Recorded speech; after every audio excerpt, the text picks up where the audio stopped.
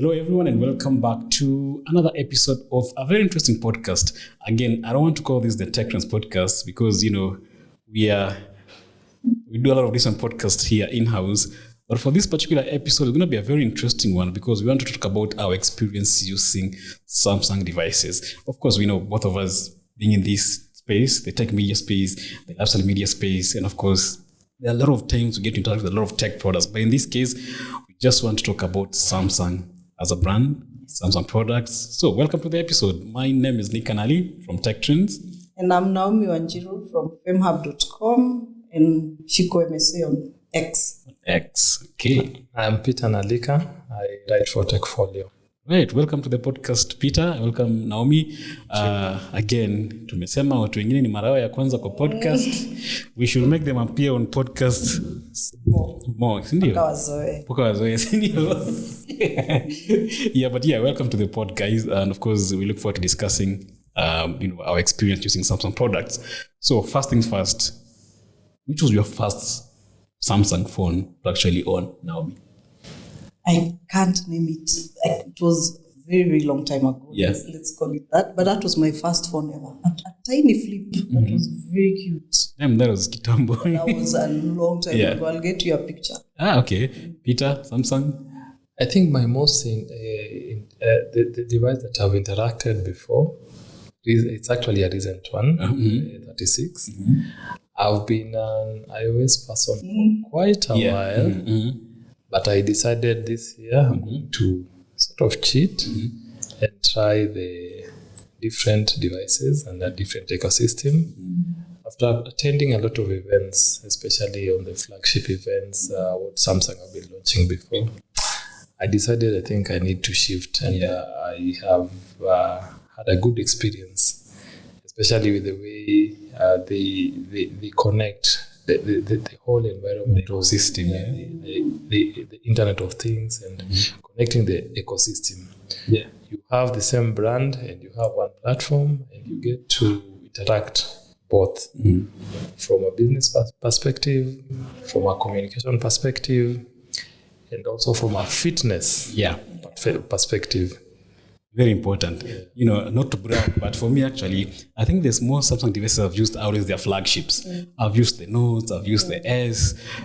In fact, I think it's just this year that I've switched to the F56, which I'm currently using as my daily driver. So but of course, I've been a Samsung user for so many years, but mostly with their flagship devices. And of course, when the foldables come, also thanks to our friends at Samsung, they send some units over, we go to use them. So, a lot of things to talk about, but flagship person. Oh, me too. After that one, many years ago, when I came back to Samsung now, I think I've only done flagship. Yeah. So apart from now phones, of course, as I said earlier, we're going to narrow it down to now the phones we are currently using, especially the Galaxy A series, which of course Samsung unveiled earlier, mid this year, I think. Apart from phones, I'm using the Galaxy Watch 7. I've used the Buds. You've used Galaxy Watch 3 and Buds Pro. Buds Pro, exactly. I think I've also interacted with the Watch 7. Yes. And it was interesting because at that point, while I was reviewing it, I met my cousin. Yeah. So he's a golfer. Oh. And I noticed the phone. He was actually having the same phone, and he actually showed me how he used to map his strikes and connecting. Yes, using the watch. Mm-hmm. So the watch used to help him to connect while he swings his clubs. Mm-hmm. He was able to connect and be able to learn later how to position his swings, and just to show how his game has improved. That was, I think, around 2 months ago. Mm-hmm. That was my first interaction with the Galaxy Watch 7, which was pretty good. I actually had a review and I wrote about it. That's nice. That's nice. Now let's cycle back to the Galaxy A series. As we all know, Samsung released the Galaxy A series. When was it? Was it earlier, mid this year, I think? I'm just trying to go back to my notes. Where is it? So we got the Galaxy A series that covers the A26, the A36, and A56, right? And of course, as we all know, this series, the A series, has always been one of Samsung's most popular lines, in Kenya and of course across Africa, mainly because we've seen Samsung bringing a lot of premium features into, a price range that most people can actually afford, right? So if you can't afford to buy the S series because on Asemanga they have a totally different target audience, Samsung tried bringing all these, including the Galaxy AI features now to these, to these affordable phones. But of course, for this episode, instead of just listing specs, I want us to hear from Max experiences using. My use. Yes, used. Yeah.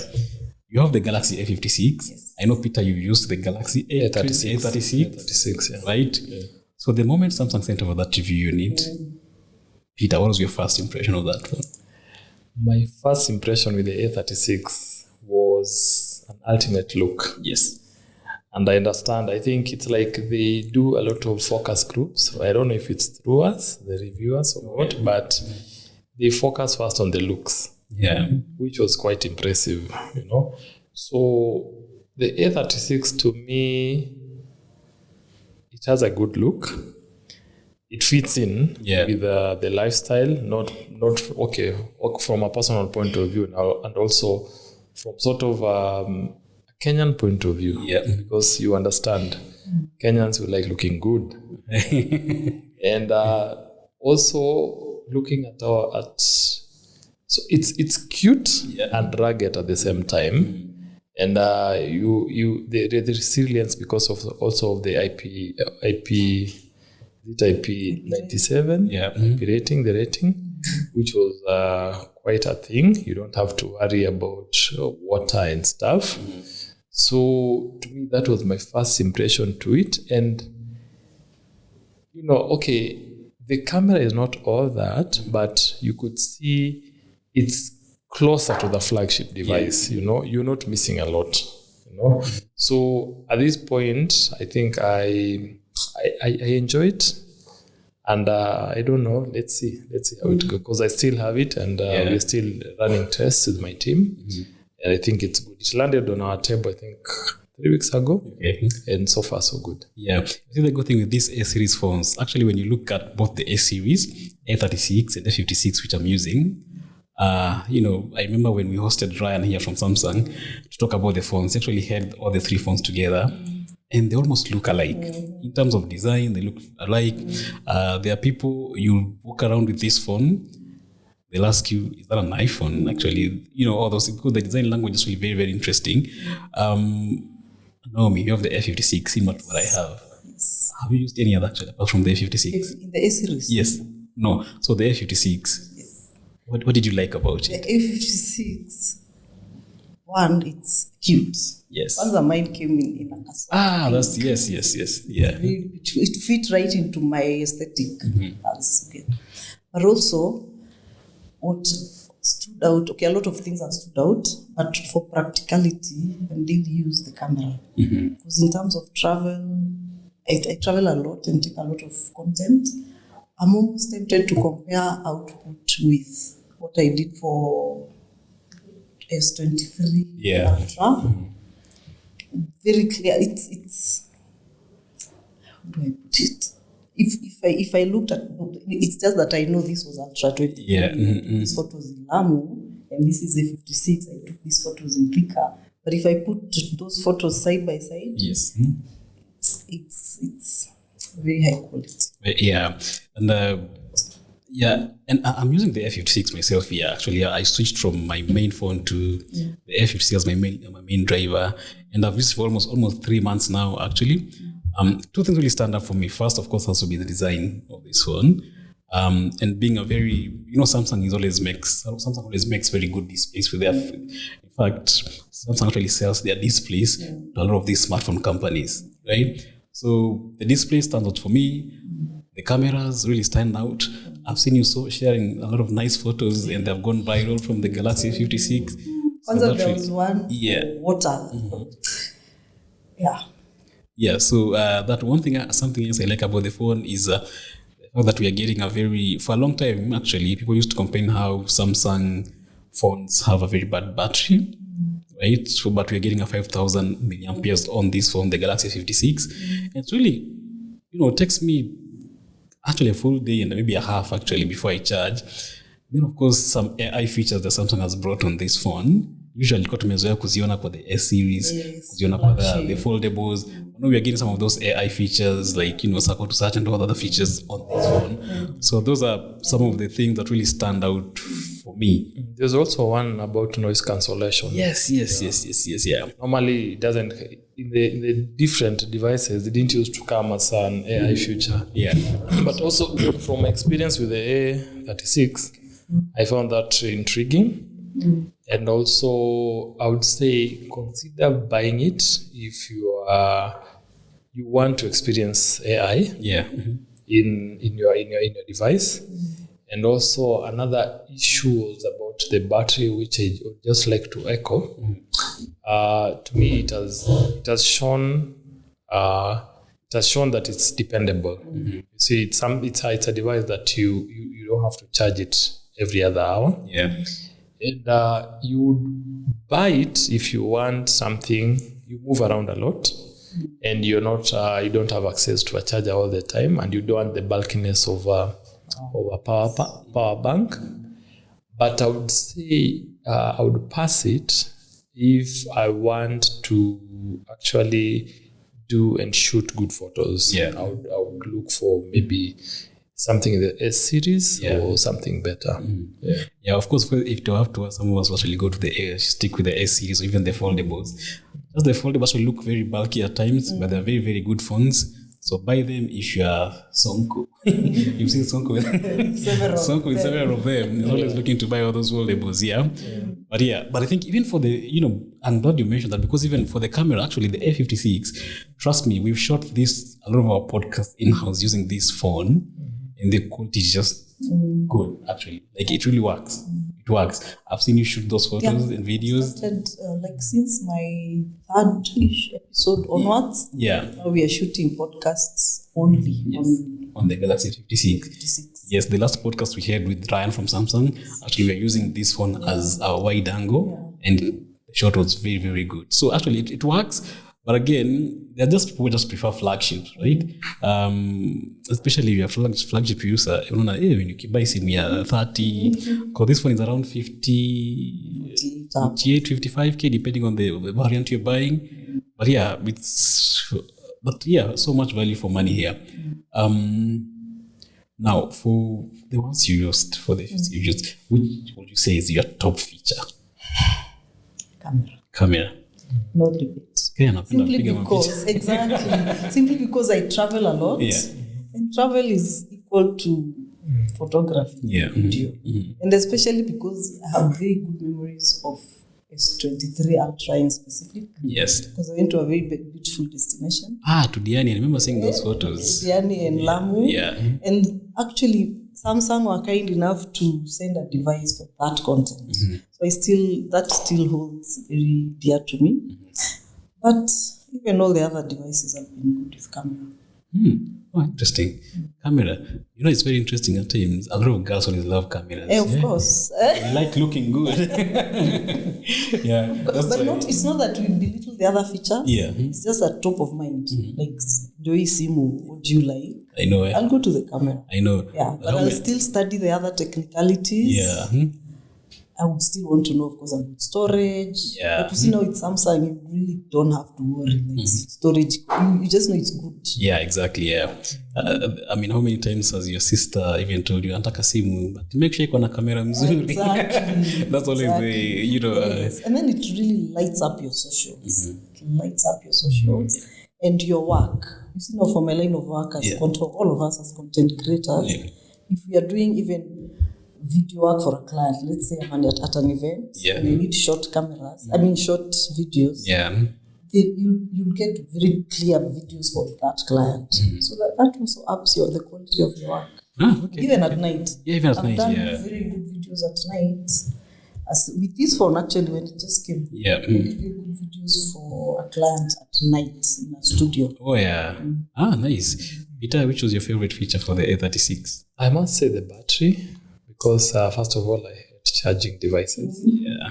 So, and also I use the device a lot, especially taking notes, starting from way early during my workouts. up to late in the evening. Yeah. And it's sort of a promissory. It's about now how this particular device will accommodate, a different ecosystem. I'll be able to connect it to the buds. Yeah. And I'll be able to connect it to the watch. Mind you, it's a mid-range device. So to me, I feel that the brand did a good thing. They were accommodative. They didn't only care about people who can actually afford the mid-range. The flagship. Flagship. Yeah.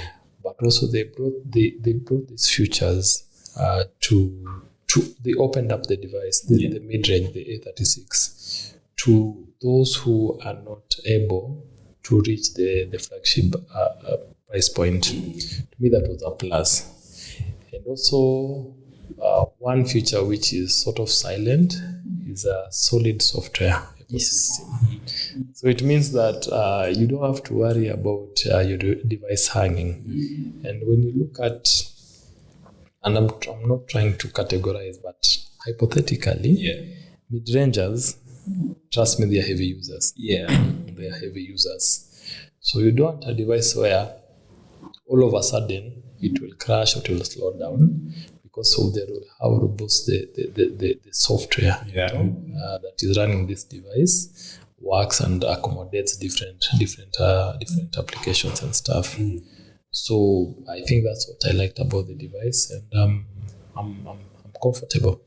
And speaking of software, also the updates. Yeah. Solid updates. Yeah. Yeah, actually, I like that Samsung actually stuck to that promise they did about giving us updates. Yeah. Yeah. But again, I remember when we had that podcast with Ryan here, we were talking about how kitambo people never used to care about updates. Bora amepata simu. Like you get someone with a phone, ukienda iko na updates backdated yani, but people didn't really care about those updates because they come very, very, very interesting features. But for me, actually, one thing I like about what I'm using right now, the Galaxy A series, has to be the Samsung. It's called the Samsung Knox watch, right? Which is now here for security. So actually, what Samsung did is,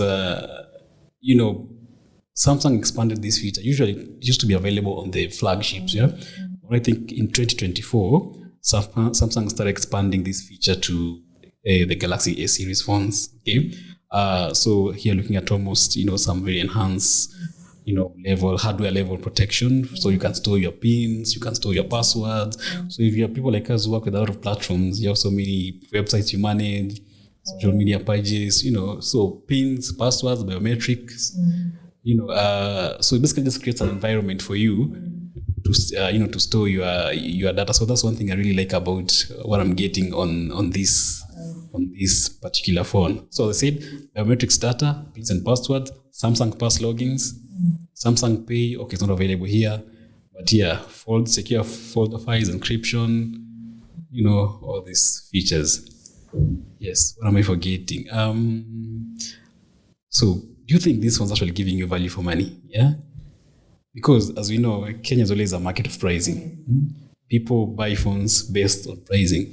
You go, when someone is sending you, I'm looking for a product, of course they'll go through our websites, they see a product, watakwambia budget yangu ni hii. It's what I'm working with, right? And of course, based on the competition, we've seen, of course, Akina Tecno are there, we've seen Akina Vivo are there, Akina Xiaomi are there, Akina Oppo, Akina HMD are all there. Of course, all of them are very strong mid-rangers actually. But do you think actually Samsung now gives you value for money with this A series? For the A50 I'm using, I'm actually getting value for money. Yeah. Because first, the one I'm having is the 8GB, I think 256GB variant, which is around 55,000. You have the, I think, 8GB, 128GB, which is around 49,000, right? How much is the A36, Peter? The one you're using? I think 32. Okay. Yeah.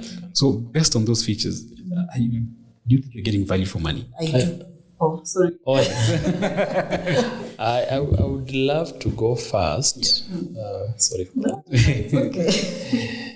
A value for money, I would say yes, for students, young professionals, your parent who wants to take photos of their grandchildren, yeah, and also I think it gives you value for money because it eliminates the stress of dealing with a flagship device, especially in harsh conditions. You can imagine a student, and So to me, it's sort of risk free in terms of the investment. It is quite an investment, yes, but compared to the flagship, I mean, for the price range and for the target audience, it is a good device, and it offers value for money. Yeah. Interesting. See, like for students and young professionals. Not heavy users, yeah. Just basic use. Basic use is good. Okay. For me, I would say now, as I've come to discover and love for work, like it has really come through for work. Now I don't need, like I wouldn't need to carry the bigger cameras. Yeah. Just this in a small bag and mics. And I'm meaning okazi, very high quality content. Yeah. And then also for podcasting now. Oh yeah. Yeah, because now that we are back to podcasting, let me just mention the battery. We usually shoot a whole podcast from full battery, and still you'd think that after an hour and something, you may drain so much. No. You'll still find that they still maybe around 50-60%. Okay, that's actually big. So you can podcast and carry on with your day. Yeah. And still get to evening. Yeah, I tend to agree actually, because what we see with this Galaxy S series, it's very great value for great balance of features and affordability, right? So if for any buyer who's actually very value and price conscious, they actually opt to go for them. So things that stand up for me actually has to be, of course, the affordable price, which is what I think a lot of people can actually manage, to afford. Then, of course, the long software support has to be a very, very key selling point. I mean, you know me, kitambo bana, I used to use, and Alan knows this, I used to use phones every month. I used to have a new phone. Even Peter upenda kunichangua, nikama kwa nyumba yangu niko na. I have, yeah. But I'm the kind of person who always switches phones every month, everywhere. When I don't buy them, so they're sent by a lot of these companies for review. But I think the longest I've stayed now has to be the Galaxy. I'm using as my main phone. This is the longest nimekaa nayo. For the first time, a SIM case, I never do that because I think the phone looks very, very good. So long software support from Samsung. That means, of course, multiple years of OS and security updates. So that adds a really long-term value. Then you're looking at very strong cameras. Another thing for me has to be the quality display and build. Trust me, these phones are really well built. I think they are probably one of the best Galaxy A series phones we've seen around because the build, the display. I mean, you can never go wrong with Samsung with the displays. That's one thing we know for sure, actually. So for me, those are things that really stand out for, and basically one thing that will actually make me go for these phones as my daily driver. Well, I'm using as my daily driver, but of course, if I had an option, flagship anytime, S24 Ultra. Yes, to be specific. Why? No, I just love that phones, especially for people in our space. If you're a creator, if you do a lot of content, the best phones to buy have to be all those Galaxy S series phones. S series. Yes, we are using one there, though it's a nice S23 Ultra. This is S22. S22 Ultra, right? Very good phones. Yes. Peter, you had something to add. Yeah, you just mentioned you bought a case. Yes. I know, right? When we were doing the review of our A36, when the device landed on our desk, we were like, no, this phone does not warrant being covered, You don't need to hide those. So I'm thinking you need to rethink. If you can't just hide that beauty, I think it would be good for you to look for a clear case. Yes. So back to my verdict, I think for my A36, I would advise a user to skip it if he's a photographer, a serious photographer, especially on low light. It won't throw as much as it's required, or for example, compared to the S series. And another point around that, if you are looking for a pen, you know, you are a kind of a business, so you like the pens. Yeah. I think you should consider something else. Yeah. Oh. Speaking of cases, I also can't imagine having a case on. Like it will kills have everything. to be this cute. Where are you getting something? No, I'm just trying to be careful. You know, I dropped another one of my phones the other day, and so I was just trying to be careful. Okay. I've never dropped a phone in my Yes. life. But there's one other phone I have here that we use in the office that I've never used a case completely. That phone, it's not a case kabisa, but it's still standing very, very. Yes. I've never used a case in my life. Yeah, but yeah. So at least you all agree these phones look really nice. So Yes, that's good. Yeah. That's the point. Yes. So, you know, as we almost wind up, so of course, Samsung also launched the Galaxy S25 FE, which of course we don't talk much about it, but of course I know we did some coverage around it. So it's another phone that you may consider if you're looking to upgrade from the S series. But yeah, I think for me, unless you guys have anything to add, that should be it for me. I would, like, as a verdict. Yes. Okay. It's a very good phone, and I particularly The A56 to be specific. A56. Yes. A56. It's also the longest I've used as a test unit, but it's also the longest I intend to use. I think ni hivyo sasa, unless sasa niende nikisonga. A flagships, eh? Exactly. But I intend to stick to that kind of quality and that kind of reliability, especially because of those updates. Yes. Peter? From my point of view, I'm key about the AI features, and I want to see where Samsung are taking the ecosystem, especially now from using AI as an enabler to different users. First of all, maybe if we can understand the approach why AI is important, especially in these devices.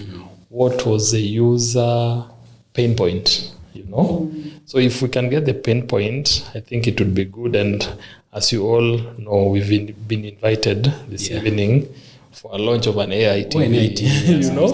So I mean, okay, I haven't exhausted even the features of my TV. So I'm eager to know this AI TV, what does it do? Good. You know? Okay, interesting. What does it do? Yes. And I hope probably Kanali, you will invite us back here to actually review, if we can have a review of this particular TV and understand why do we need, like, what was the problem before, so that the brand decided that we are going to introduce AI to solve this particular problem from point A to point B.